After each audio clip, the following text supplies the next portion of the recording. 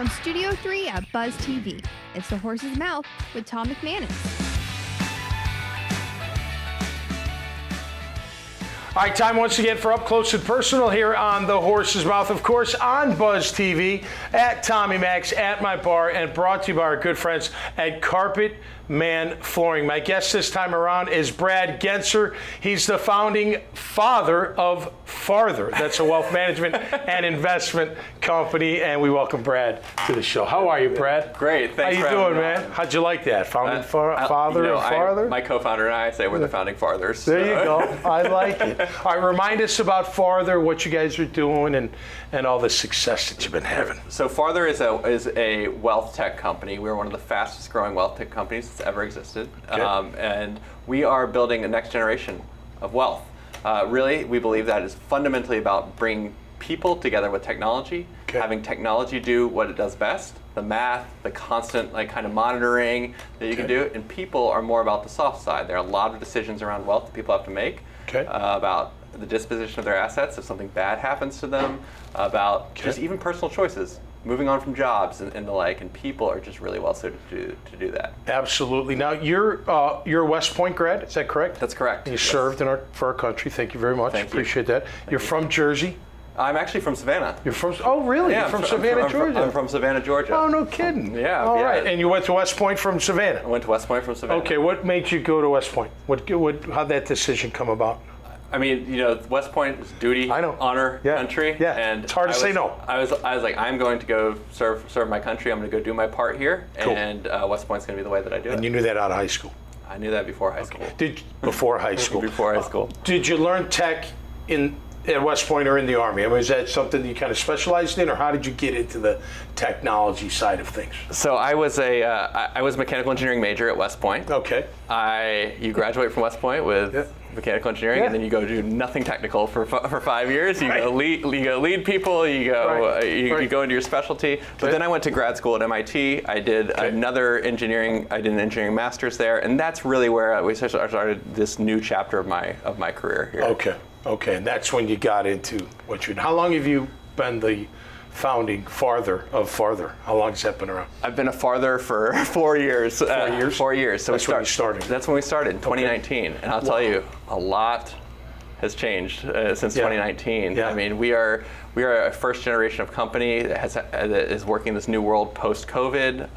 I always say our launch date was April 7th of 2020. Whoa. That was when we were going to market. Right. And it was one of those things where we're like, well, the world changed a whole lot during that period. No doubt. But there's a lot of opportunity. It's accelerated a lot of trends with technology. Right. And one good thing, I think you'd agree, is that not the total need to be in an office, right? I mean, some people thrive in an office, don't get me wrong, in that setting, but I think we found that it doesn't have to be in that particular setting for your people to find success. It's been a tremendous boost to us, and we are a client-focused business, and typically our advisors will meet with clients where they are and on their terms, and we're just more free to do that. I think that people feel obligated to be in the office when you have them, but being remote first sets everyone free from that, and we get to give better service to clients because of that. Although Zoom calls can be annoying after a while, you know what I mean? It just gets a little bit annoying. It's one of those things like blending. It does. It sort of exhausts you in a way. It does. You're kind of worn out. I feel like at the end of the day you're kind of worn out. But I think it's mixing in person and remote is really, really important. But I do think it's like technology, for example. It enables our advisors to have better interactions with clients. Right. You get to have better interactions with your internal employees as well. We get to go out and actually spend time together as opposed to trying to work out all the details of something. You get to spend, because of the automation, you get to spend more time with your client and your people. That's right. The FaceTime, which is very important. Incredibly important. Trust, right? That's number one.